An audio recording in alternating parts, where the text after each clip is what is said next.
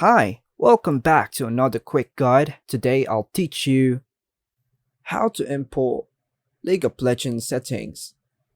And it's literally an easy process, so make sure to watch until the end of the video to know how it's done. Here is general guide to manually transfer settings. Firstly, on your source PC, navigate to the folder where League of Legends is installed. The default location is usually C. Riot Games, League of Legends. Look for the config folder within the League of Legends installation directory. Copy the entire config folder to an external storage device, USB, drive, etc., or a cloud storage service.